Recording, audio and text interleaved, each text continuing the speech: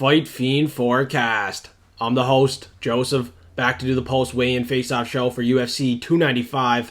It's going to be a difficult betting card, so we're going to run through it quick. I still got some more research to do before I place my final bets for tomorrow, and Patreon members will have full access to all my bets. So for $5 a month, get that early access. I already have a cheat sheet out there, a platinum pick sheet out there with the method of victories, confidence levels, and which round I think the fight will finish, if I think there's going to be a finish. So jump on Patreon for only $5 a month, and Discord, they had early access to the locks of the week, dogs of the week, only one dog of the week, and prop of the week.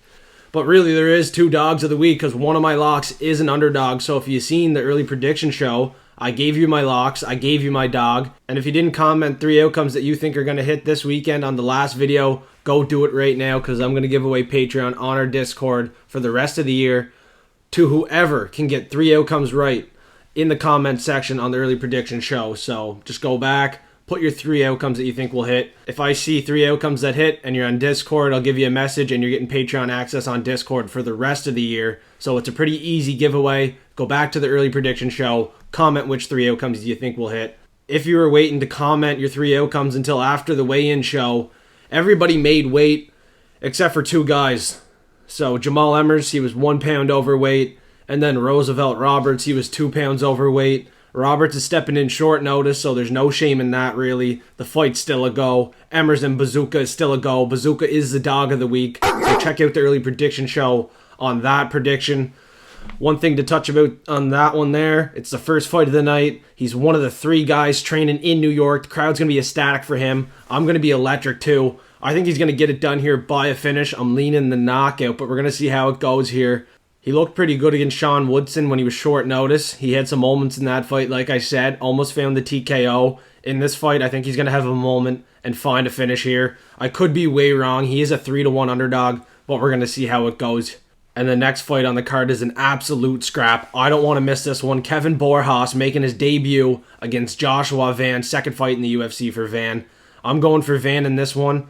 I also have a prop of the week for him. I'm going to give you my prop at the end of the video for him there. So stay tuned for the props at the very end of this video. We're going to keep moving on, but Joshua Van's definitely the pick. Both guys look good though, and apparently there is money coming in on Kevin Borjas. Haven't bet Joshua Van yet, but I'm still going to. And the next fight has a lot of money coming in too on the underdog, Kyun Ho Kang against John Castaneda. I was forecasting Castaneda by a decision, and I didn't feel great about it, and I still don't feel great about it. I honestly might even switch my pick to Kyun Ho Kang. This South Korean, he has game. He's going to fight for your money. And in his last fight, he showed his dog. He got the finish against Christian Quinones. He was getting pieced up on the feet, but he found the submission win here. I think he could maybe find a knockout. I did originally say a submission could be live for this guy, but, you know, maybe he can find the chin of Castaneda. I'm not really sure what to do here, but I'm going to pass. I'm just telling you right now, Kyun Ho Kang is live, and I'm debating on switching my pick. I'm going to sleep on it. I'm still 50-50 on this one. It's so close. I don't want any action, though, because it's not worth losing money on this one. It's way too close. Way too close. Hopefully nobody has John Castaneda in parlays. I know a lot of people are confident in him. He's likely going to stay my pick by a decision, but I don't feel good about it. And the next one on the prelims, Jared Gordon and Marco Madsen. This guy here, the Olympian, I'm not sure how he's going to react after a loss. He's probably going to come out here pretty hungry and get the job done as a dog. I see some people taking Madsen, but obviously Jared Gordon's the more favorable pick this week. He was my original prediction. I felt better at the start of the week about this one, but after seeing them face off and weigh in, this is a close one, guys and girls. I don't know what to do here. I'm going to stay away for sure. Mark Madsen after a loss, this guy's totally live. I don't mind anybody taking the underdog stab here. I'm going to stay away again on this one. It's the prelims. This is a big card, and the fans are going to be loud. And apparently Gordon's grandfather has fought at Madison Square Garden a couple times, so he's going to be pretty hyped up. But I don't know if he's going to get it done. Madsen is an Olympian wrestler. He can get the fight to the ground, get some control time. But on the feet, it has to be Jared Gordon. And he's definitely hungry as well. This is going to be a banger fight. Let's not get invested in it too much. And the next fight, I am invested in 100%. And the odds are making me nervous, not going to lie. Nazim Sadikov and Vyacheslav Borshev. Slava Claus, I think Christmas is going to come early, but not for him. It's going to come early for Nazim. He's another guy training in New York. Crowd's going to be cheering for him. I'm going to be cheering for him. He's my lock of the week. I'm taking 2 locks. The locks are hot. Hit the last 4. And hopefully this guy can pull it off. His hands are good. He's good on the feet. I am hoping he can use his wrestling and get Slava Claus down, because that's how he's going to win this fight. He's going to take him down, get the control time, find a submission, maybe some ground and pound. But I'm very confident he will get the job done at Madison Square Garden. He's training not too far away. The crowd's going to be cheering for him and not the Russian. So usually I'm going with the EVs, the OVs, but not in this one. I don't like the underdog money in Slava Claus. Christmas is coming early, everybody. Take Nazim Sadikov. And next up, I know these big underdogs somehow are winning, or, the other guy's getting disqualified. We've seen that before. Mateusz Rebecki and Roosevelt Roberts. This is one I want everybody to stay away from. Looking at them face off, Roosevelt Roberts is massive. He's much taller. He's going to have a reach advantage. Anything can happen. Anything can happen. I was probably way too confident in the early prediction show, but right now I'm going to give you the real scoop on this fight. Anything can happen here. I don't even think it's crazy to take the stab at Roosevelt Roberts after what we've seen the last couple weeks. Now, who's with me? Let me know in the comments below. I know some of yous might be on board. I have a weird feeling Roosevelt Roberts could win this fight by KO. I don't see it being a decision. I see this one being a finish. I'm going to keep Rebecki as my pick. I'm high confidence in Rebecki for the finish. I'm leaning the submission because if he takes Roosevelt Roberts down, I can see Rebecki getting a rear naked choke here. He's also been putting in work with Gordon Ryan, so he's going to be ready to go in the grappling department. But Roosevelt Roberts on the feet could land something. You never know. Okay, you never know. The line is wide, and Rebecki's going to be on everybody's tickets. You never know, okay? So I'm not going to put Rebecki on anything. I'm not even going to bet him for that submission. That's going to be the pick, Rebecki's submission. But for the bet, can we go Roosevelt Roberts? Can we take him by KO? Or is that just way too crazy? I don't know. We've seen some crazy stuff. Could happen. I don't want it to happen, but it could happen. And next up, we got a women's fight. And I got to tip my cap to Buddy in the comments trying to help me pronounce names here. Tabitha Ricci. I was saying Tabitha Ricci. Wow. Yeah, sorry for that. That's a terrible mistake. Her name is Tabitha Ricci. Richie, okay? Yeah, Mike Ritchie. I messed that one up on the early prediction show. What a laugh, eh? So we'll tip our drink back to that one. That one's a laugh. And she's going to be fighting Lupi Godinez. And this is a close fight, and the odds don't suggest that. So I'm going to take the underdog, Baby Shark, Tabitha Ricci. She's getting this one done. I'm taking the dog. I know I posted a clip on Instagram. Who's your favorite underdog of the week? I said mine was Dennis Bazooka. And a couple people had the Baby Shark, Tabitha Ricci as their underdog. So I'm thinking about getting invested in this one. I see it going the distance. I see the underdog getting this one done. She's growing as the underdog. Not sure why. I believe this one's closer, but I know a lot of us are going to be on Lupita Godinez in this one. I just don't see it happening. She's so questionable. You can't trust her if she's going to try to wrestle, if she's going to try to keep this one on the feet. Very hard to trust. Never know what is going to happen in a Lupi Godinez fight. So I got to go with the girl that's on a 4-fight win streak from Brazil, Tabitha Ricci. Baby Shark, let's go get it. Let's get that plus money. I'm looking to bet that one too, actually. And next up, the last one on the prelims. And this guy is going to be a prop of the week. I'm not going to tell you which one because you're going to have to stay tuned till the end. Alessandro Costa and Steve Carell. Is that Steve Carell? No, Steve Erceg. I swear to God that was Steve Carell. No, Steve Erceg. I'm telling you right now, the favorite Steve Erceg, Steve Carell. I'm going with him. I think he's going to get this one done. He looks like the guy to show up and show out. I think he's getting this done in impressive fashion. If it's a unanimous decision, a finish, I don't know. I feel like Steve Carell is going to show up and show out at Madison Square Garden in New York. He's used to the big lights in the Big Apple. So let's take a big bite to that one. I think Steve Erceg is getting this one done on the prelim headliner. Yep. I can taste it too. And to start off the main card, we have the second lock of the week. So buckle your seatbelts. Take another big bite of your apple. Diego Lopez and Pat Sabatini. We're in store for a treat here. It's a coin flip, and I'm taking Diego Lopez. He was an underdog, but now it's like a 50-50 fight.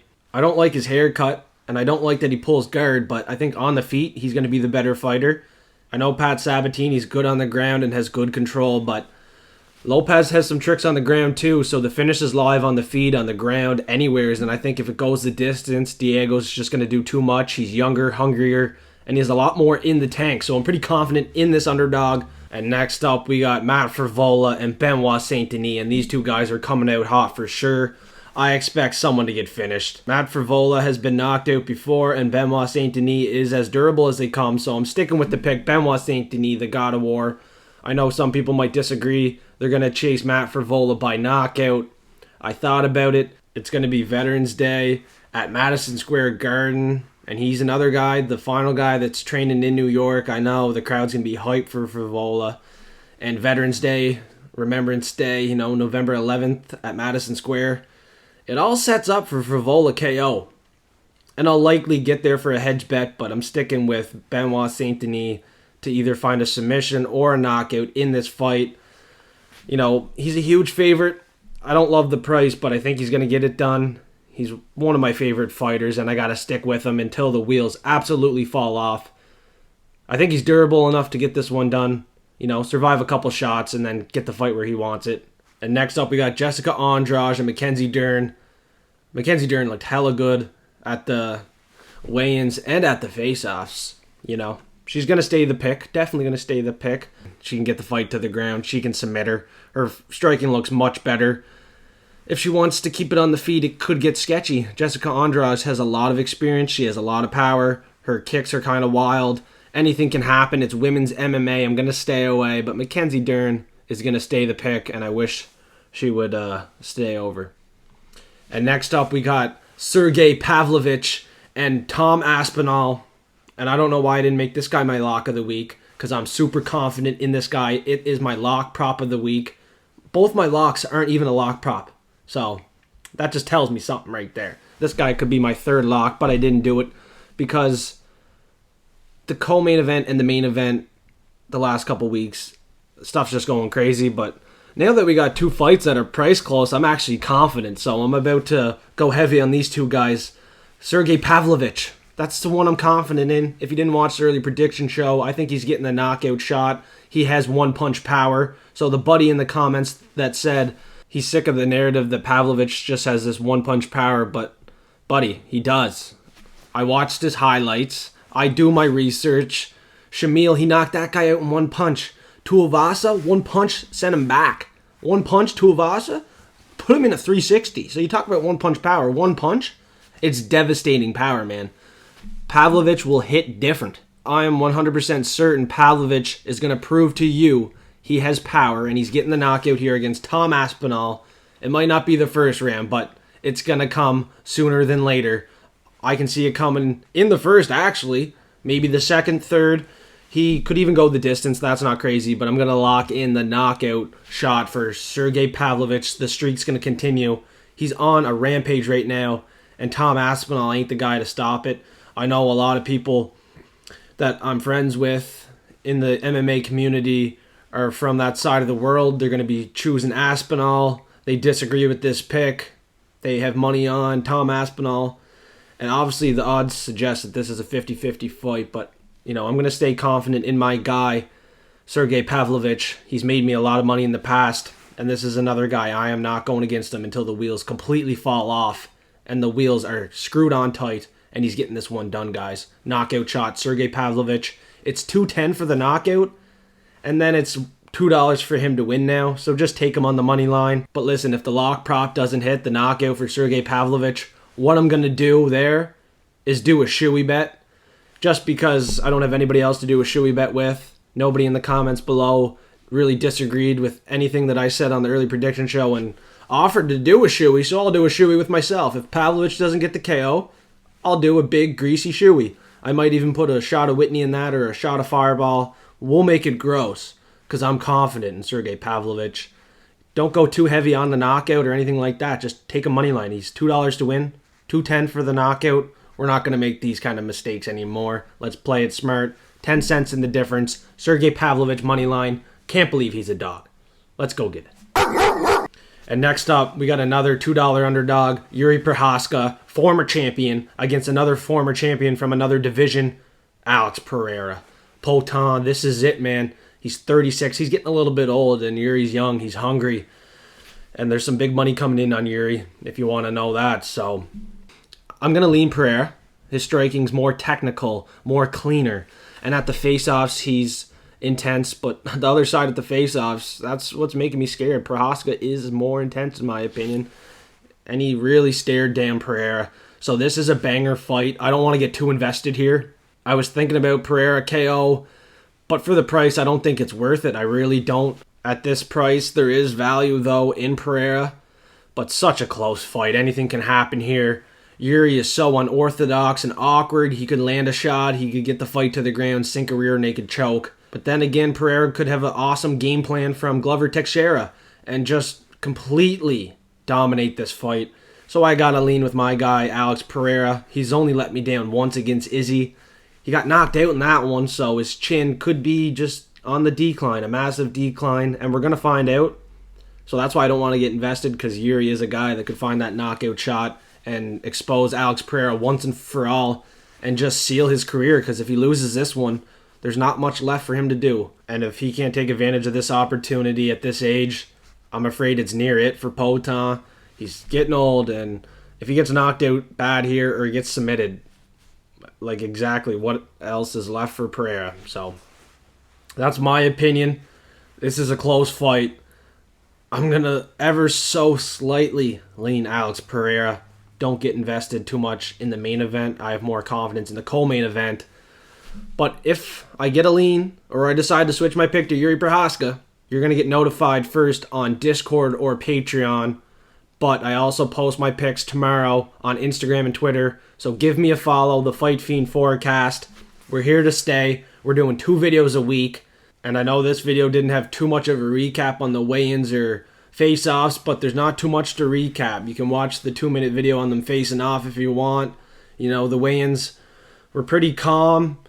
Nobody missed weight too extraordinary. You know, we expected Roosevelt Roberts to miss by a little bit. Jamal Emmers, you know, we got lucky there. He missed by a bit. Dennis Bazooka, he's going to be ready to go in front of the fans. So, you know who the locks are. You know who the dogs are. Now it's time for the props of the week. And before I give them out, you should know that these are not bets. These are just props that I like. These are props that I think will hit, but they're not bets. But Patreon, for $5 a month, will have access to all my bets. So if one of the props becomes a bet or gets parlayed, they're going to get notified. So these are just plays that I like, and we're going to start it off with the underdog of the week. It's Dennis Bazooka, and like I said, I see this one ending in a finish. If he gets it done by finish, it's plus 500. He's in front of the home fans here. He's training in New York, and for that number, I'm already invested. So there's a treat. There's a free bet for you. I got $10 Dennis Bazooka for $60. Just a little sprinkle on my underdog. We'll see how it goes. My underdogs haven't been going great, so that's why it's only a $10 bet. But it's a big return, so we're going to see how it goes. I got a little bit more on him for the money line, but nothing crazy. It's not the most confident dog of the week play, because my most confident dog is my lock. So lock of the week prop isn't even one of my locks. It's Sergey Pavlovich, a non-lock. I think he's getting it done by KO. If he doesn't get it done by KO, the catch is I'm going to do a shoey bet. I have nobody else to do a shoey bet with. I'll do it with myself. Sergey Pavlovich, if he doesn't get the KO shot, I'm doing a shoey bet. Just take his money line, like I said. $2 to win, $2.10 for the knockout shot. Play it safe. Play it money line. And next up, we're taking a look at the value props. And sometimes these are a little bit far-fetched, not going to lie. And they don't have success, but these two are actually high-confidence plays for me. Joshua Van by a decision, plus 200. And my other value prop I really like is Steve Erceg by a decision. That's also plus 200. So you got 2 options there to triple your money. I'm probably going to have a single bet on both of them. Might go a little bit heavy. I'm pretty confident in both these. Let me know in the comments below if you disagree with these value props, because I have a lot of confidence in them.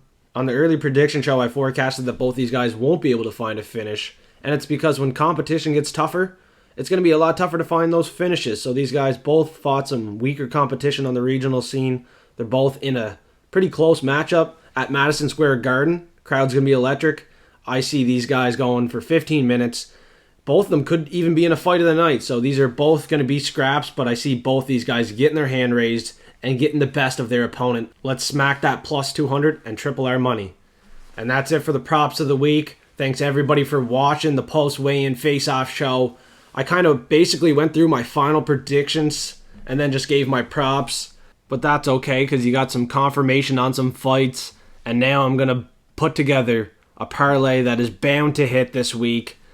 And last week we were one off. Gabriel Bonfim. So keep that biggest favorite off. It ain't going to be worth it. So we're going to take 5 picks this week. It's UFC 295. We're going to keep the biggest favorite off. And first up, we're going to pass on the first fight of the night, my dog of the week, Dennis Bazooka. I don't believe that 3-1 underdog is worth parlaying. He's a good single bet, and that's all we're going to do. So we're going to tag on the second fight of the night, Joshua Van. And we're going to skip the next one, and the next one. And we're going to skip my lock of the week as well. And we're going to skip Mateus Rebecki. So we're skipping. And we're going to skip this women's fight, Tabitha Ritchie. She's another one we should skip, but we're going to tag on Steve Ursag. I said both these guys by a decision are my value props. But in case they find the finish, let's take them to win on this one. And we need 3 more. Diego Lopez, another lock. Are we going to throw him on there? You know what? I feel like we should go back a bit and we should put on Nazim Sadikov. Who agrees? Okay? Nazim Sadikov. He is a slight favorite. And Diego Lopez is a slight dog. So if we're going to put one of them in the parlay, let's put the guy that trains in New York, Nazim Sadikov. Christmas is coming early. Mackenzie Dern, she's like almost the same price as Benoit Saint Denis. I feel like one of them have to be on this lineup. Oh my gosh. We'll go Benoit Saint Denis. We're going Benoit Saint Denis. I know for Vola can probably find that knockout shot. It's a great hedge bet. But we're going Benoit Saint Denis on this parlay. And we need one more. And we're definitely leaving the main event off, Alex Pereira and Yuri Procházka. And we're going to leave Mackenzie Dern off. So we're going to take on $2, Sergey Pavlovich. So we got a 5-fold for 10x.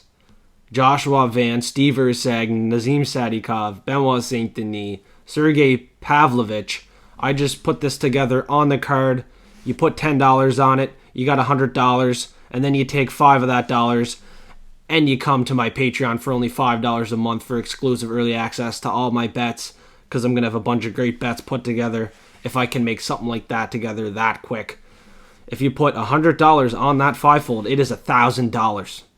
So things are going to get real at Madison Square Garden. Expect that parlay to smack, because we played it smart. We left the biggest favorite off. We left the main event off. We left the female fights off. I think this is crushing. This 5-fold is crushing at UFC 295, guys and girls. It's going to smack.